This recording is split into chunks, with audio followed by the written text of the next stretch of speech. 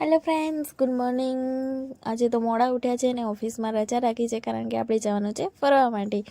તો આપણે નાહી ધોઈને રેડી થઈ ગયા છીએ અને પછી અહીંયા આપણે આરતી કરી લીધી ભગવાનની. આરતી કરી અને પછી આપણે અહીંયા તુલસી માને જળ ચડાવવાનું હતું એટલે ખપ ખપ કરતાં આપણે દોડ્યા અને તુલસી માને જળ ચડાવી દીધું. તુલસી માને જળ ચડાવી અને પછી આપણે બેસી ગયા પૂજા કરવા માટે.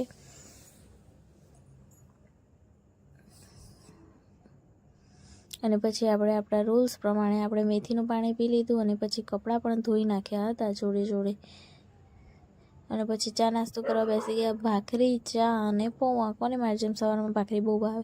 અને અહીંયા પછી આપણે રેડી થઈ ગયા હતા. આપણે જવાનું હતું ફરવા માટે એટલે ફાઇનલી રેડી થઈ ગયા છીએ આપણે. અને અહીંયા ચશ્મા ઠઠાઈ અને પછી આપણે નીકળી પડ્યા જ્યાં જવાનું હતું ત્યાં. તડકો હતો બહુ જ.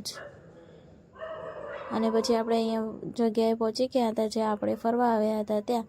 તો અહીંયા બધા રેટ લખેલા હતા જે ત્યાં રાઇડ્સ હતી અને એની ટિકિટ લખેલી હતી. અને પછી અહીંયા મેં આ નાના નાના ફૂલ જોયા રંગબેરંગી, બહુ જ સરસ હતા. મારે ઘરે આવા હતા એટલે હું મારા હસબન્ડને કહેતી હતી કે આપણે આવા લઈ લઈએ ઘરે વાવવા માટે. અને પછી અહીંયાથી મેં થોડા આંટા ફેરા માર્યા અને આજુબાજુ જોયું. અને અહીંયા મારે ફોટા પડાવવા હતા એટલે હું અહીંયા ફોટા પડાવ્યા અને એકાદ બે રીલ્સ બનાવી જે મારી ઇન્સ્ટા આઈડીમાં મેં શેર કરી છે. જો મિત્રો તમે મારે ઇન્સ્ટા આઈડી જોવી હોય તો તમે એમાં રીલ્સ જોઈ શકશો. અને અહીંયા તડકો હતો, હિંચકા ખાવા હતા પણ તડકો બહુ હતો તો પણ આપણે તડકામાં એકાદ રીલ્સ તો બનાવી જ દીધી હતી. અને અહીંયા પછી ભૂખ લાગી એટલે આપણે ભેળ ખાઈ લીધી.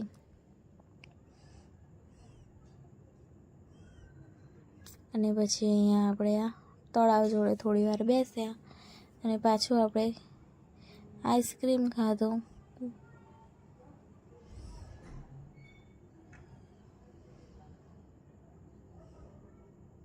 આઈસ્ક્રીમ ખાઈ અને પછી અહીંયા આપણે આ ટાયર ઉપર થોડા ઝૂલા ઝૂલી લીધા. લાભ તો બધું લઈ જ લેવાનું.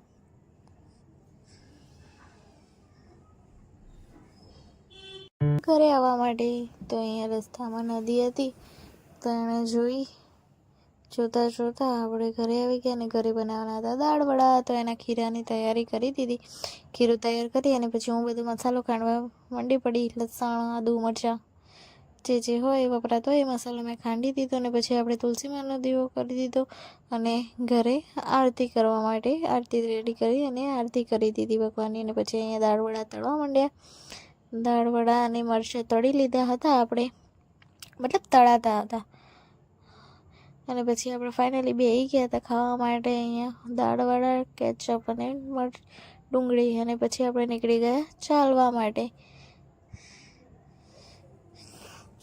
અને ચાલતા આપણને અહીં રસ પીવા માટે આવી ગયા હતા. આપણે રોજ રસ પીવા માટે બેસી જઈએ તો નિયમ પ્રમાણે રસ પીવા માટે બેસી ગયા અને ઘરે આવી ગયા. તો મિત્રો તમને આ બ્લોગ કેવો લાગ્યો તે કમેન્ટમાં જરૂરથી જણાવજો. અને મારી ચેનલને લાઇક, શેર અને સબસ્ક્રાઈબ કરવાનું ભૂલતા નહીં.